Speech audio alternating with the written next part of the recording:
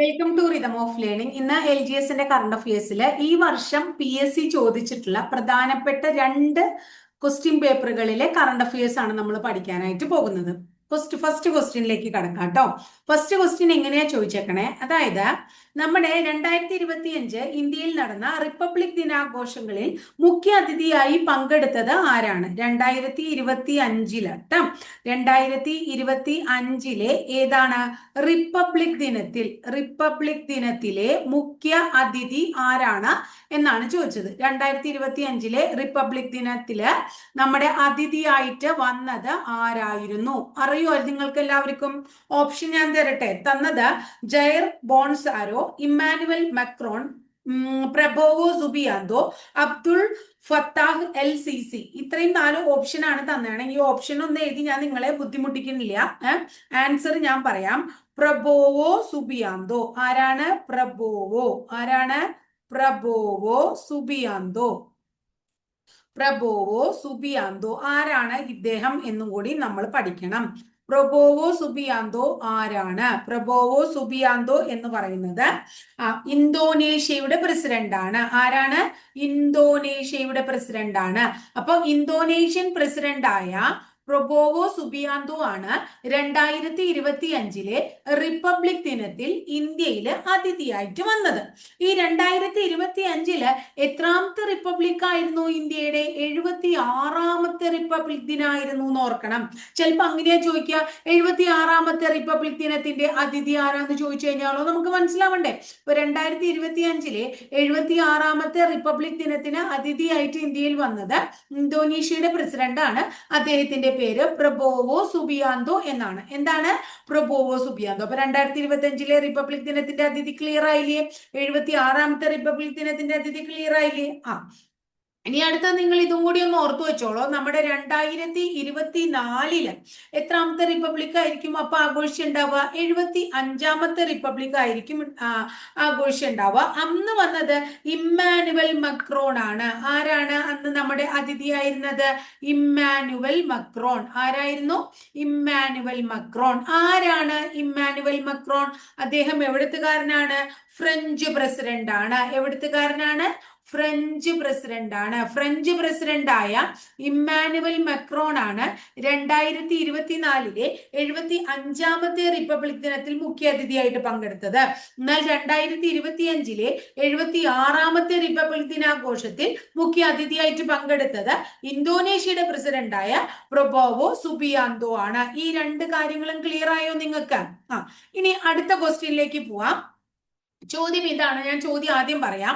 താഴെ പറയുന്ന കളിക്കാരിൽ ആരെ തോൽപ്പിച്ചുകൊണ്ടാണ് 2024 ഗുഗേഷ് ദൊമ്മരാജു ഫിഡെ ലോക ചെസ് ചാമ്പ്യൻ ആയത്? അപ്പൊ നമുക്കറിയാം 2024 ഫിഡെ ലോക ചെസ് ചാമ്പ്യൻ ഫിഡെ ലോക ചെസ് ചാമ്പ്യൻ ആയത് ആരാണ്? ഫിഡെ ലോക ചെസ് ചാമ്പ്യൻ ആയത് 2024 ഫിഡെ ലോക ചെസ് ചാമ്പ്യൻ ആയത് ആരാണെന്നാണ് നമുക്കറിയാം. ആരാണ്? ഗുഗേഷ് ദൊമ്മരാജു ആണ്. ആരാണ്? ഡി ഗുഗേഷ് ആണ്. അങ്ങനെ പഠിച്ചാലും മതി. എന്താണ്? ഗുഗേഷ് ദൊമ്മരാജു അഥവാ ഡി ഗുഗേഷ് ട്ടോ. ഇദ്ദേഹമാണ് ലോക ചെസ് ചാമ്പ്യൻ ആയത്. അപ്പൊ ലോക ചെസ് ചാമ്പ്യൻ ഇങ്ങനെ ആയി. പക്ഷെ ചോദിച്ച ചോദ്യം എന്താണ് പരീക്ഷയ്ക്ക്? അദ്ദേഹം ആരെ തോൽപ്പിച്ചാണ് എന്തായത് എന്നാ ചോദിച്ചത്? ചെസ് ചാമ്പ്യൻ ആയത് എന്നാ ചോദിച്ചത്. ആരെയാണ് തോൽപ്പിച്ചത്? അദ്ദേഹത്തിന്റെ പേര് നമുക്ക് ഇവിടെ പഠിക്കാം. ഡിങ് ലിറൻ എന്നാണ് അദ്ദേഹത്തിന്റെ പേര്. Ding Liren. ആരാണ്? ഡിങ് ലിറനെ തോൽപ്പിച്ചാണ് അദ്ദേഹം. അപ്പൊ ഈ ആരാണ് ഡിങ് ലിറൻ? എവിടുത്തുകാരനാണ്? ചൈനയുടെ ഡിങ് ലിറനെയാണ് തോൽപ്പിച്ചത്. എവിടുത്തെയാണ്? ചൈനയുടെ ഡിങ് ലിറൻ. എന്നിട്ട് അദ്ദേഹം ആരായിട്ട് മാറി? ഈ ഗുഗേഷ് നമ്മുടെ പ്രായം കുറഞ്ഞ ലോക ചെസ് ചാമ്പ്യനായി. ചരിത്രത്തിലെ തന്നെ ഏറ്റവും പ്രായം കുറഞ്ഞ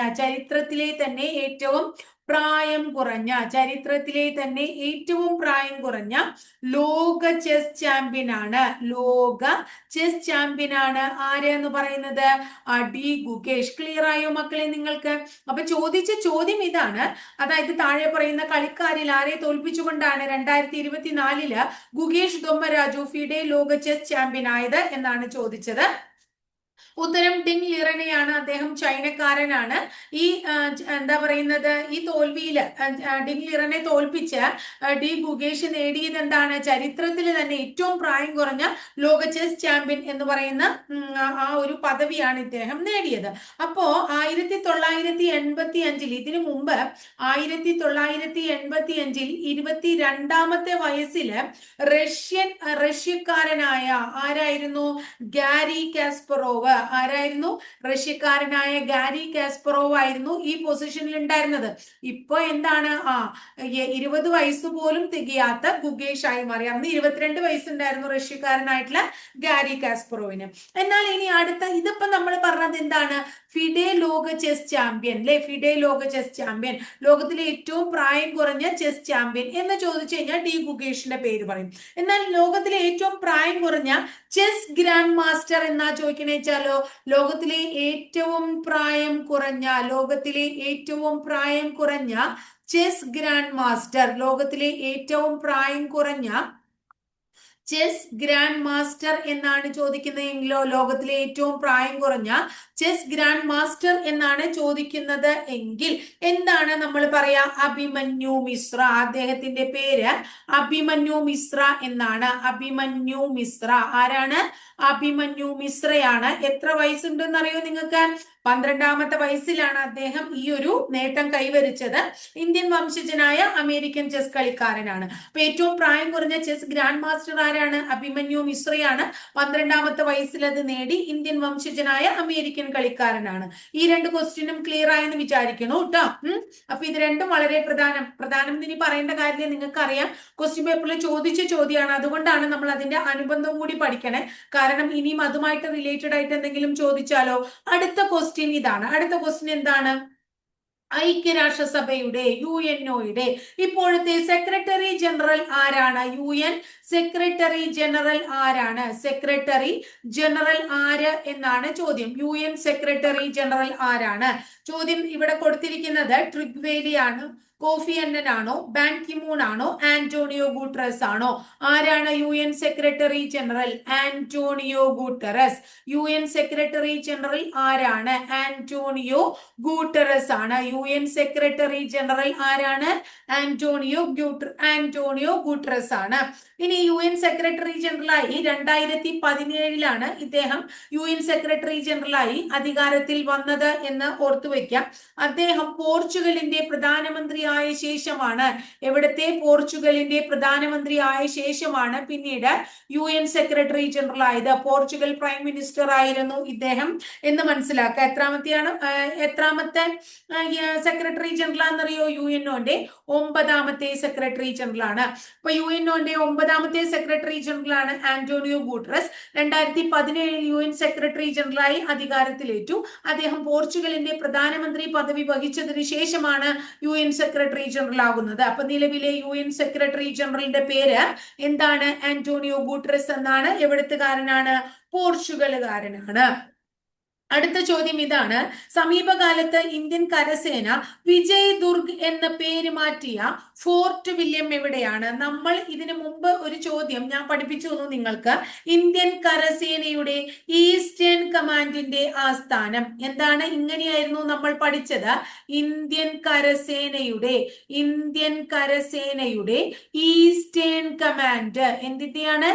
ഈസ്റ്റേൺ കമാൻഡ്. ഇന്ത്യൻ കരസേനയുടെ ഈസ്റ്റേൺ കമാൻഡിന്റെ ആസ്ഥാനം എവിടെ എന്ന് ചോദിച്ചു കഴിഞ്ഞാൽ ഉത്തരം നമ്മൾ പറയുന്നത് വിജയ് ദുർഗ് ആണ്. ഇന്ത്യൻ കരസേനയുടെ ഈസ്റ്റേൺ കമാൻഡിന്റെ ആസ്ഥാനം വിജയ് ദുർഗ് എന്നാണ് പഠിച്ചത്. ഇവിടെ എന്താ ചോദിച്ചത്? ഇന്ത്യൻ കരസേന വിജയ് ദുർഗ് എന്ന പേര് മാറ്റിയ എന്താണ്? Fort William. ഏതാണ്? ഫോർട്ട് വില്യമിന്റെ പേരാണ് വിജയ് ദുർഗ് എന്നാക്കി മാറ്റിയത്. ആ ഫോർട്ട് വില്യം എവിടെയാണ്? ദില്ലി, കൊൽക്കത്ത, മുംബൈ, ചെന്നൈ. ദില്ലി, കൊൽക്കത്ത, മുംബൈ, ചെന്നൈ. എവിടെയാണെന്നാ പറയുന്നത്? ഫോർട്ട് വില്യം കൊൽക്കത്തയിലാണ്. എന്താണ്? കൊൽക്കത്തയിലാണ്. അപ്പൊ രണ്ട് കാര്യമാണ് നമ്മൾ ഇവിടെ മനസ്സിലാക്കിയത്. എന്താണ്? അതായത് ഇന്ത്യൻ കരസേനയുടെ ഈസ്റ്റേൺ കമാൻഡിന്റെ ആസ്ഥാനം വിജയ് ദുർഗ് ആണ്. ഈ സമീപകാലത്ത് ഇന്ത്യൻ കരസേന വിജയ് ദുർഗ് എന്ന പേര് മാറ്റിയത് ഏതിനെയാണ്? ഫോർട്ട് വില്യമിനെയാണ്. ആ ഫോർട്ട് വില്യം എവിടെയാണ്? കൽക്കത്തയിലാണ്. ഫോർട്ട് വില്യം എവിടെയാണ്? കൊൽക്കത്തയിലാണ്. ക്ലിയർ ആയോ മക്കളെ? അടുത്ത ചോദ്യം ഇതാണ്. താഴെ തന്നിരിക്കുന്നവയിൽ 2024-ലെ പത്മവിഭൂഷൺ ബഹുമതി ലഭിച്ച വ്യക്തി ആര് എന്നാണ്? പത്മവിഭൂഷൺ 2024-ലെ പത്മവിഭൂഷൺ ലഭിച്ച വ്യക്തി താഴെ തന്നിരിക്കുന്നവയിൽ ആരാണ്? ഓപ്ഷൻ ഇതാണ്: പത്മ സുബ്രഹ്മണ്യം, LK അദ്വാനി, M ഫാത്തിമ ബീവി, ഡോക്ടർ MS സ്വാമിനാഥൻ. ആർക്കാ കിട്ടിയേ? നമ്മൾ വളരെ ഇമ്പോർട്ടന്റ് ആയിട്ട് പേപ്പറിലും ഒക്കെ കണ്ടിട്ടുള്ളതാണ്, നമ്മൾ പഠിച്ചിട്ടുണ്ട് ഇതിനെ കുറിച്ച്. ഞാൻ ക്ലാസ് അപ്ലോഡ് ചെയ്തിട്ടുണ്ട്. പത്മ സുബ്രഹ്മണ്യം. ആരാണ്? പത്മ സുബ്രഹ്മണ്യമാണ് 2024-ലെ പത്മവിഭൂഷൺ നേടിയത്.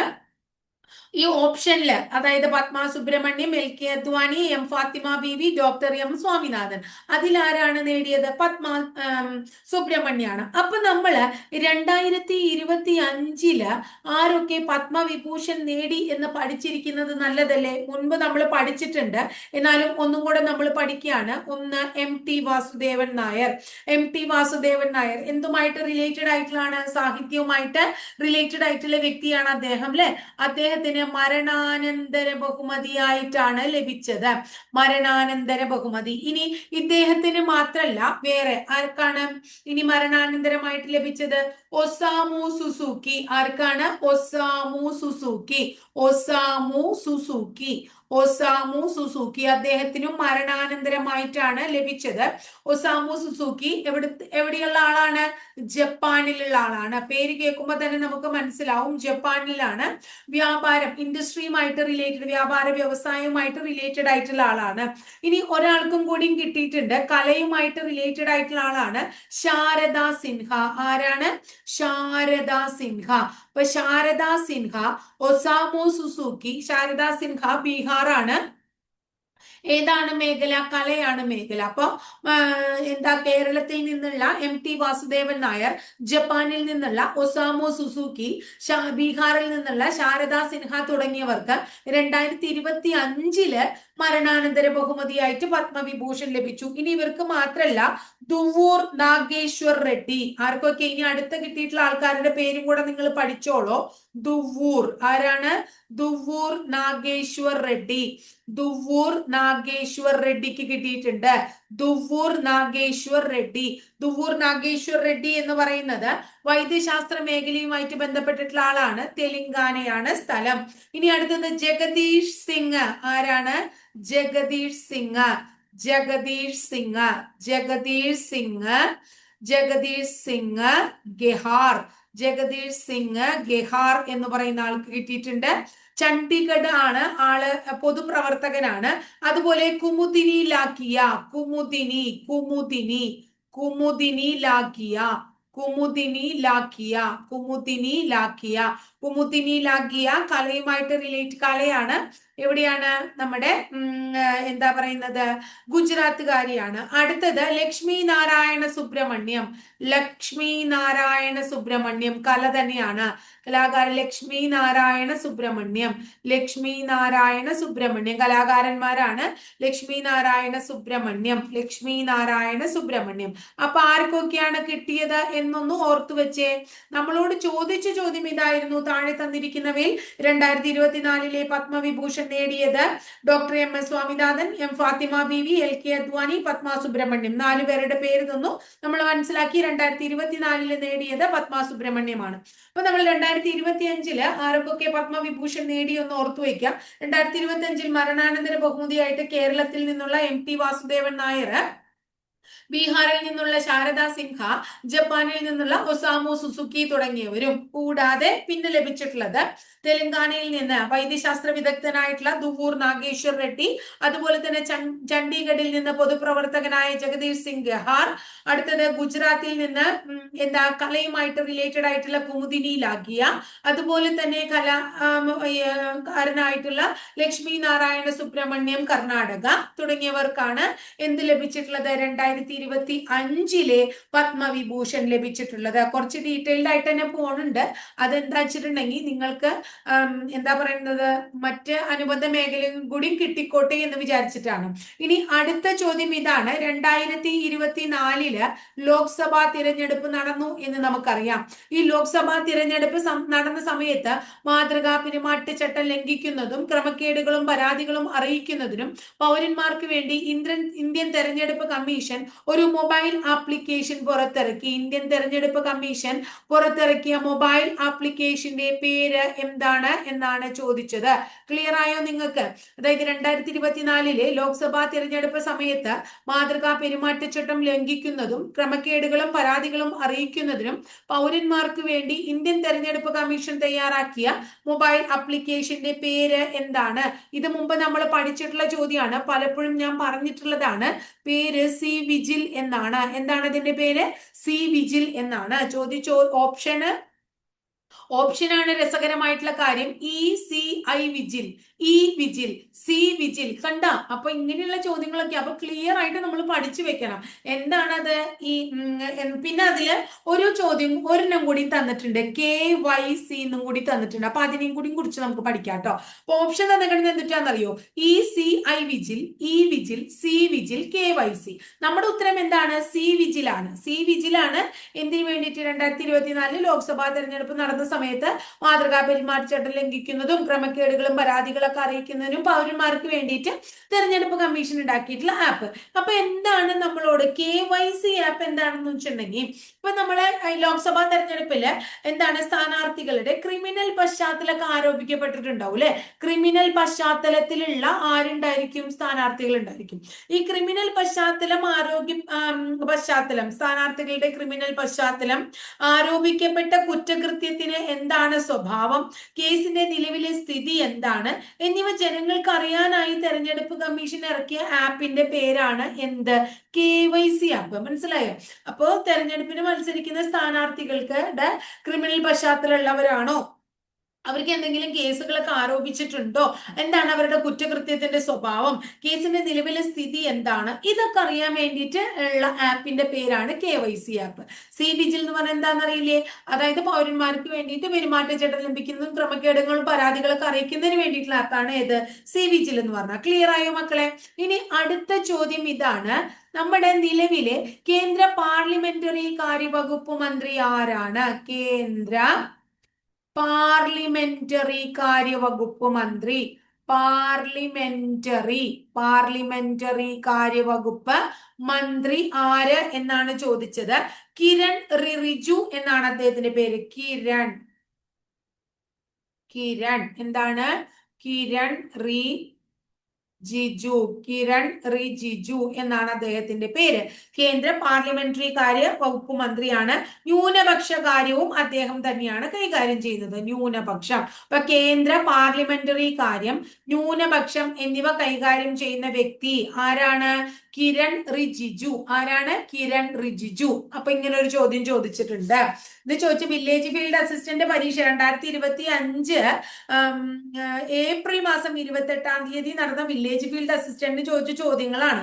അതുപോലെ തന്നെ അടുത്തത് കേന്ദ്ര സംസ്ഥാന തൊഴിൽ വകുപ്പ് മന്ത്രി, കേന്ദ്രത്തിന്റെ നമ്മുടെ കേരളത്തിലെ എന്താണ് തൊഴിൽ വകുപ്പ് മന്ത്രി ആരാന്നാ ചോദിച്ചേ? അറിയില്ലേ നിങ്ങൾക്ക് എല്ലാവർക്കും? കേരളത്തിലെ തൊഴിൽ വകുപ്പ് കൈകാര്യം ചെയ്തത് ആരാണ്? സജി ചെറിയാനാണോ, കെ രാജനാണോ, VN വാസവനാണോ, വി ശിവൻകുട്ടിയാണോ ഒക്കെയാ ചോദിച്ചേ. ആരാണ്? വി ശിവൻകുട്ടി. അദ്ദേഹം എന്താണ് വിദ്യാഭ്യാസവും അതുപോലെ തന്നെ തൊഴിൽ വകുപ്പും കൈകാര്യം ചെയ്യുന്നുണ്ട്. വി ശിവൻകുട്ടിയാണ്. ആരാണ്? വി ശിവൻകുട്ടി. അടുത്ത ചോദ്യം, ഇതൊക്കെ ഡയറക്റ്റ് ആയിട്ടുള്ള ചോദ്യങ്ങളാണ്. കേരള സംസ്ഥാനത്തിന്റെ ഗവർണർ ആരാണ്? എല്ലാവർക്കും അറിയാം. ഇപ്പോ കേരള സംസ്ഥാനത്തിന്റെ ഗവർണർ ആരാണ്? നമ്മുടെ ഗവർണർ? കേരള സംസ്ഥാന ഗവർണർ രാജേന്ദ്ര വിശ്വനാഥ് ആർലേക്കർ അല്ലെ? രാജേന്ദ്ര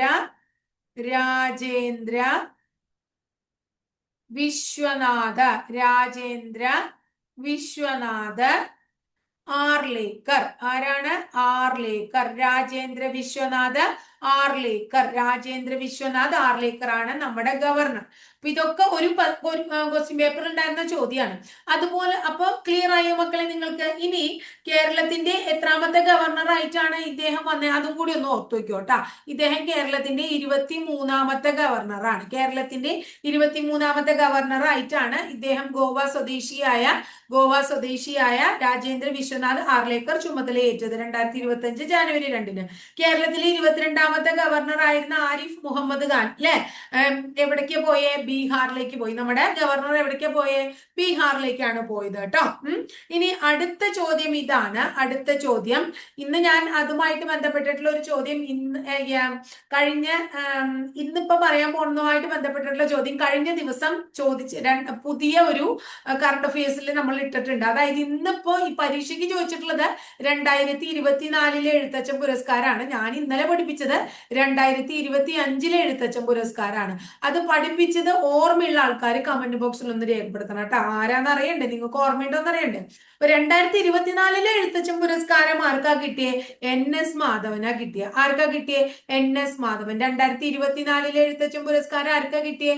NS മാധവനാ കിട്ടിയേ. ഈ NS മാധവന് ഇന്ദിരാഗാന്ധിയുടെ വധവുമായിട്ട് റിലേറ്റഡ് ആയിട്ട് അദ്ദേഹം ഒരു കൃതി എഴുതിയിട്ടുണ്ട്. പരീക്ഷയ്ക്ക് ചോദിച്ചിട്ടുള്ളതാണ് വൻമരങ്ങൾ വീഴുമ്പോൾ. എന്താണ് വൻമരങ്ങൾ വീഴുമ്പോൾ? ഇന്ദിരാഗാന്ധി വധവുമായി ബന്ധപ്പെട്ട് NS മാധവൻ രചിച്ച കൃതിയാണ് വൻമരങ്ങൾ വീഴുമ്പോൾ എന്നുള്ളത്. 2024 എഴുത്തച്ഛൻ പുരസ്കാരം ലഭിച്ചത് ആർക്കാണ്? 2024 എഴുത്തച്ഛൻ പുരസ്കാരം ലഭിച്ചത് NS മാധവനാണ്. ആർക്കാ ലഭിച്ചത്? NS മാധവൻ. ഇനി അടുത്ത ചോദ്യം പറയട്ടെ ഞാൻ. അടുത്ത ചോദ്യം ഇതാണ്. 2024 ഇതും നമ്മൾ 2025 കാര്യം പഠിപ്പിച്ചിട്ടുള്ളതാണ്. 2024 പരിസ്ഥിതി ദിനം. 2024 പരിസ്ഥിതി ദിനം. 2024 പരിസ്ഥിതി ദിനം അതുമായി ബന്ധപ്പെട്ടിട്ടുള്ള ചോദ്യമാണ്. അതിന് ആതിഥേയത്വം വഹിച്ച രാജ്യം ഏതാണ്? 2024 പരിസ്ഥിതി ദിനത്തിന് ആതിഥേയത്വം വഹിച്ച രാജ്യം ഏതാണ് എന്നാണ് ചോദിച്ചത്. ഏതാണ് രാജ്യം? Saudi Arabia. 2024 പരിസ്ഥിതി ദിനത്തിന് ആതിഥേയത്വം വഹിച്ച രാജ്യം സൗദി അറേബ്യ. പരിസ്ഥിതി ദിനം ഒന്നും പറഞ്ഞിട്ടുണ്ടല്ലോ മക്കളെ. എന്നാ പരിസ്ഥിതി ദിനം ജൂൺ 5 അല്ലെ? എല്ലാവർക്കും അറിയാം. ലോക പരിസ്ഥിതി ദിനം ജൂൺ 5. അങ്ങനെ ലോക പരിസ്ഥിതി ദിന ആചരണത്തിന് 2024 ആതിഥേയത്വം വഹിച്ച രാജ്യം ഏതാണെന്ന് നമ്മൾ പഠിച്ചത്? Saudi Arabia. അപ്പൊ നമ്മൾ എന്ത് പഠിക്കണം? 2025 കാര്യം ഒന്ന് ഓർക്കണ്ടേ? അത് ഞാൻ മുമ്പ് പഠിപ്പിച്ചിട്ടുണ്ട് മുൻപത്തെ ക്ലാസ്സിൽ. പക്ഷെ നിങ്ങൾ കേട്ടുകൊള്ളണമെന്നില്ല പുതിയ കുട്ടികൾ. അപ്പൊ 2025 ലോക പരിസ്ഥിതി ദിനാചരണത്തിന് ആതിഥേയത്വം വഹിക്കുന്ന രാജ്യം ഏതാന്ന് ചോദിച്ചാൽ നമ്മൾ പറയും ദക്ഷിണ കൊറിയയാണ്. എവിടെയാണ്? ദക്ഷിണ കൊറിയ ആയിരുന്നു. 2025 ദക്ഷിണ കൊറിയയാണ്. ഒരു കാര്യം കൂടെ പഠിച്ചു വെച്ചേ. 2025 ലോക പരിസ്ഥിതി ദിനത്തിന്റെ പ്രമേയം എന്താണ്? ബീറ്റ് പ്ലാസ്റ്റിക് പൊല്യൂഷൻ എന്നുള്ളതാണ്. എന്താണ്? Beat plastic pollution. Beat plastic pollution. Beat plastic pollution. Beat plastic pollution. അപ്പൊ എന്താ മനസ്സിലാക്കേണ്ടത്? പ്ലാസ്റ്റിക് മലിനീകരണത്തെ തോൽപ്പിക്കുക. തന്നെ മലയാളം അതാട്ടാ. പ്ലാസ്റ്റിക് മലിനീകരണത്തെ തോൽപ്പിക്കുക. ബീറ്റ് പ്ലാസ്റ്റിക് പൊല്യൂഷൻ എന്ന് പറഞ്ഞാൽ പ്ലാസ്റ്റിക് മലിനീകരണത്തെ തോൽപ്പിക്കുക. 2025 എത്രാമത്തെ പരിസ്ഥിതി ദിനാഘോഷം നടന്നേ? 52ാമത്തെ. എത്രാമത്തെ നടന്നേ? 52ാമത്തെ പരിസ്ഥിതി ദിനാചരണമാണ് 2025 കേട്ടോ. അപ്പൊ 2024 പരിസ്ഥിതി ദിനത്തിന്റെ ആതിഥേയത്വം വഹിച്ച രാജ്യം സൗദി അറേബ്യ. 2025 ദക്ഷിണ കൊറിയ. 2025 52ാമത്തെ പരിസ്ഥിതി എന്താ പറയുന്നത് ആചരണമാണ് നടന്നത്. ബീറ്റ് പ്ലാസ്റ്റിക് പൊല്യൂഷൻ അഥവാ പ്ലാസ്റ്റിക് മലിനീകരണത്തെ തോൽപ്പിക്കുക എന്നതായിരുന്നു അതിന്റെ പ്രമേയം. ക്ലിയർ ആയോ മക്കളെ? ഇനി അടുത്ത ചോദ്യം ആണ് നമ്മൾ ചോദിക്കുന്നത്. അടുത്ത ചോദ്യം വളരെ ഇമ്പോർട്ടന്റ് ആയിട്ടുള്ളതാണ്. മെനിഞ്ചൈറ്റിസ് എന്ന് പറയുന്ന അസുഖത്തെ കുറിച്ച് അറിയാം. ഇന്ന് അസുഖത്തെ കുറിച്ചിട്ടുള്ള നമ്മള് ക്ലാസ്സുകൾ വൈറസ് രോഗങ്ങളെ കുറിച്ച് ക്ലാസ് ഇട്ടിട്ടുണ്ടായിരുന്നു. കണ്ടു കാണും എന്ന് വിചാരിക്കുന്നു. കാണാത്ത കുട്ടികളൊക്കെ കണ്ടോളൂ കേട്ടോ. ഇത് 3ാമത്തെ ക്ലാസ് ആണ്. നമ്മളിപ്പോ ബയോളജിയുടെ ക്ലാസ്. മെനിഞ്ചൈറ്റിസിന് എതിരെ ആയിട്ട് ഒരു എന്താ പറയാ വാക്സിൻ നിർമ്മിക്കുകയാണ്. വാക്സിന്റെ പേര് ഇതാണ് MEN5CV. മെനിഞ്ചൈറ്റിസിനെതിരെ MEN5CV എന്ന വാക്സിൻ നിർമ്മിച്ച ലോകത്തിലെ ആദ്യത്തെ രാജ്യം ഏതാണ്? മെനിഞ്ചൈറ്റിസിന് എതിരെ എന്താണ്? മെനിഞ്ചൈറ്റിസിന് എതിരെ 5CV എന്ന വാക്സിൻ വികസിപ്പിച്ച ലോകത്തിലെ ആദ്യത്തെ രാജ്യം? ഓപ്ഷൻ തരണ: Canada, Germany, Nigeria, England. Canada, Germany, Nigeria, England. ആരത്രേ? നൈജീരിയയാണ്. ആരാണ്? നൈജീരിയയാണ് എന്ന് ഓർത്തു വെക്കുക. ക്ലിയർ ആയോ മക്കളെ? ഇനി അടുത്ത ചോദ്യത്തിലേക്ക് പോവാണ്. അടുത്ത ചോദ്യം ഇതാണ്: ഏറ്റവും മികച്ച പൊതുഗതാഗതമുള്ള നഗരങ്ങളുടെ പട്ടികയിൽ ഇടം നേടിയ ഇന്ത്യൻ നഗരം ഏതാണ്? ഏറ്റവും മികച്ച പൊതുഗതാഗതം പബ്ലിക് ട്രാൻസ്പോർട്ട്, മികച്ച പൊതുഗതാഗതമുള്ള നഗരങ്ങളുടെ പട്ടികയിൽ, എന്തിന്റെ പട്ടികയിൽ? നഗരങ്ങളുടെ പട്ടികയിൽ ഇടം നേടിയ ഇന്ത്യൻ നഗരം ഏതാണ്? ഇടം നേടിയ ഇന്ത്യൻ നഗരം ഏതാണ്? ഏത് നഗരമാണെന്ന് അറിയാമോ നിങ്ങൾക്ക്? മുംബൈ നഗരമാണ്. ഏതാണ് നഗരം? മുംബൈ നഗരമാണ്. ഏത് നഗരമാണ്? മുംബൈ നഗരമാണ്. ക്ലിയർ ആയില്ലേ? അത് ഓർത്തു വെക്കാം. ഇനി അടുത്ത ചോദ്യത്തിലേക്ക് വരികയാണ്. അപ്പൊ മെനിഞ്ചൈറ്റിസിനെതിരെ MEN5CV വാക്സിൻ നിർമ്മിച്ച ലോകത്തിലെ ആദ്യത്തെ രാജ്യം നൈജീരിയ. മികച്ച പൊതുഗതാഗതത്തിനുള്ള നഗരങ്ങളുടെ പട്ടികയിൽ ഇടം നേടിയ ഇന്ത്യൻ നഗരം ഏതാണ്? മുംബൈ ആണ്. 2024 പരിസ്ഥിതി ദിനത്തിന്റെ ആതിഥേയത്വം വഹിച്ച രാജ്യം സൗദി അറേബ്യ. 2025 ദക്ഷിണ കൊറിയ. ബീറ്റ് പ്ലാസ്റ്റിക് പൊല്യൂഷൻ അഥവാ പ്ലാസ്റ്റിക് മലിനീകരണത്തെ തോൽപ്പിക്കുക എന്ന പ്രമേയം 2025 52ാമത്തെ പരിസ്ഥിതി ദിനമാണ്. ഇത്രയും കാര്യം ക്ലിയർ ആയില്ലേ? അടുത്ത ചോദ്യം എന്താച്ചാ ചാറ്റ് ജിപിടിയെ കുറിച്ചാണ് ചോദ്യം. എന്തിനെ കുറിച്ചാണ്? Chat GPT. നമ്മളൊക്കെ ഏറ്റവും കൂടുതൽ ഉപയോഗിക്കുന്നതാണ് ചാറ്റ് ജിപിടി അല്ലെ. ചാറ്റ് ജിപിടിയെ കുറിച്ചാണ് ചോദ്യം. എന്താണ് ചോദ്യം? ചാറ്റ് ജിപിടിക്ക് നിരോധനം ഏർപ്പെടുത്തിയ, ചാറ്റ് ജിപിടി നിരോധിച്ചു എന്ന്, ചാറ്റ് ജിപിടി നിരോധനം ഏർപ്പെടുത്തിയ ആദ്യത്തെ പാശ്ചാത്യ രാജ്യം ഏതാണ്? ചാറ്റ് ജിപിടി നിരോധിച്ച ആദ്യ പാശ്ചാത്യ രാജ്യം ജപ്പാനാണോ, ഇറ്റലിയാണോ, ഇംഗ്ലണ്ട് ആണോ, ഓസ്ട്രേലിയ ആണോ? ജപ്പാനാണോ, ഇറ്റലിയാണോ, ഇംഗ്ലണ്ട് ആണോ, ഓസ്ട്രേലിയ ആണോ എന്നാണ് ചോദ്യം. ഏത് രാജ്യമാണ് ചാറ്റ് ജിപിടി നിരോധിച്ചത് എന്നാണ് ചോദ്യം. അറിയോ നിങ്ങൾക്ക് ചാറ്റ് ജിപിടി ആരാണ് നിരോധിച്ചത്? ഇറ്റലിയാണ്. പാശ്ചാത്യ രാജ്യം എന്ന് ചോദിച്ചു കഴിഞ്ഞാൽ ഉത്തരം നമ്മൾ എന്ത് പറയണം? ഇറ്റലി. ചാറ്റ് ജിപിടി നിരോധിച്ച ആദ്യ പാശ്ചാത്യ രാജ്യം ഏതാണ്? ഇറ്റലിയാണ്. അപ്പൊ ഈ ചാറ്റ് ജിപിടിയുടെ സൃഷ്ടാവ് ആരാന്നറിയോ നിങ്ങൾക്ക്? ആരാ ചാറ്റ് ജിപിടി സൃഷ്ടിച്ചത്? സാം ഓൾട്ട്മാൻ ആണ്. ആരാണ് അദ്ദേഹം? സാം ഓൾട്ട്മാൻ ആണ്. സാം ഓൾട്ട്മാൻ ആണ് ചാറ്റ് ജിപിടിയുടെ സൃഷ്ടാവ്. ചാറ്റ് ജിപിടിയുടെ സൃഷ്ടാവ് ആരാണ്? സാം ഓൾട്ട്മാൻ ആണ്. ഇനി ചാറ്റ് ജിപിടി ഈ ഇറ്റലി മാത്രമേ നിരോധിച്ചിട്ടുള്ളൂ? ചാറ്റ് ജിപിടി നിരോധിച്ച മറ്റ് രാജ്യങ്ങൾ ഉണ്ടോ? ഉണ്ട്. ഏതൊക്കെ രാജ്യങ്ങളാണ് എന്നും കൂടി ഓർത്തു വെക്കാം. ചൈന ചാറ്റ് ജിപിടി നിരോധിച്ചിട്ടുണ്ട്. അതുപോലെ തന്നെ സൗത്ത് കൊറിയ അല്ല, നോർത്ത് കൊറിയ, ഉത്തര കൊറിയ, നോർത്ത് കൊറിയ, ചൈന, അതുപോലെ തന്നെ നോർത്ത് കൊറിയ, അതുപോലെ തന്നെ ഇറാന്, റഷ്യ, ക്യൂബ, ക്യൂബ, സിറിയ ഇവയൊക്കെ തന്നെ ചാറ്റ് ജിപിടി നിരോധിച്ചവയാണ്. അപ്പൊ ചാറ്റ് ജിപിടി നിരോധിച്ച ആദ്യ പാശ്ചാത്യ രാജ്യം ഇറ്റലിയാണ്. ചാറ്റ് ജിപിടിയുടെ സൃഷ്ടാവ് സാം ഓൾട്ട്മാൻ ആണ്.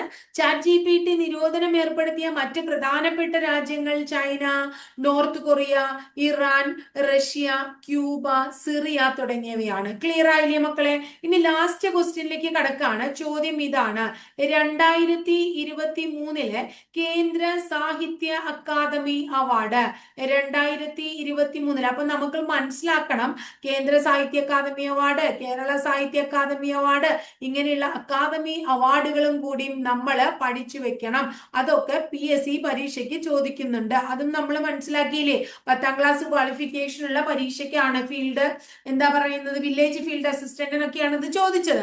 2023 കേന്ദ്ര സാഹിത്യ അക്കാദമി അവാർഡ് നേടിയ മലയാളത്തിന്റെ ദേശകാലങ്ങൾ, മലയാളത്തിന്റെ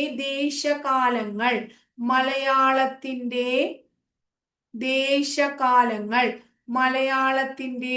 ദേശകാലങ്ങൾ, മലയാളത്തിന്റെ ദേശകാലങ്ങൾ എന്ന സാഹിത്യ പഠനം എഴുതിയത് ആര് എന്നാണ് ചോദിച്ചത്.